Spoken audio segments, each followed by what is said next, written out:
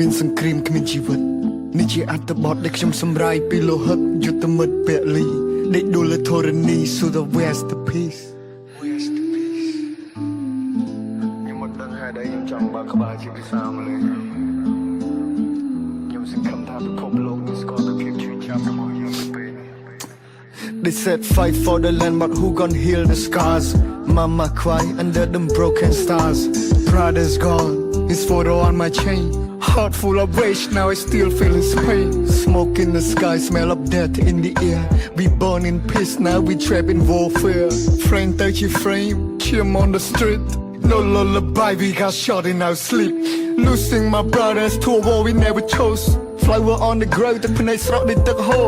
ឈាមពេញព្រំដែនសាក់សពត្រូវបានប្រមូលខ្មែរយើង still strong កាពីពូជពងវងត្រកូលសង្គ្រាមបង្ហូរឈាមឈឺចាប់ទាំងក្នុងនិងក្រៅគេចង់ឃើញយើងដើរថយក្រោយពេលឯកសន្តានពណ៌ខ្មៅអតីតកាលនៅឡងមិនឡាយបច្ចុប្បន្នគឺជាដំបៅគេចង់ជាយើងទាំងឬគេចាត់ទុកយើងជាស្មៅអរគុណដល់បងកងទ័ពកាពីទាំងយប់ទាំងថ្ងៃឈាមខ្មែរនៅក្នុងសរសៃទុកជារនាងពេងគ្របយើងគ្រប់គ្នាដឹងគុណមានទុកជាទម្ងន់សល់ធៀបជូនប្រពន្ធមាតុភូមិនិវត្តកូនយំសួររកប៉ាតែយំសួររកចៅយាយដឹងទ្រង់ស្ទើរធ្លាយយុទ្ធមិត្តស្ពាយធៀបមកឲ្យនេះជាការឈឺចាប់ប្រាប់ដល់អ្នកចំនួនក្រោយក៏ຕົកជាវត្តសាស្ត្រឈឺណាស់មិនងាយនឹងសះស្បើកូនដល់បងកងទ័ពកាពីទាំងជប់ទាំងថ្ងៃឈាមខ្មែរនៅក្នុងសរសៃទុកជារនាងពេងគ្របយើងគ្រប់គ្នាដឹងគុណមានទុកជាទម្ងន់សល់ធៀបជូនប្រពន្ធមានទុកភូមិនិវត្ត God please my heart breaks to pieces បេះដូងមិនបំណែកបែកនៅក្នុងថ្ងៃនេះពេលឃើញពុកទីហ៊ានទឹកភ្នែកហូរលេងខ្មាស់ពួកអស់ឯងសាហាវណាស់ទីរណកម្មមនុស្សចាស់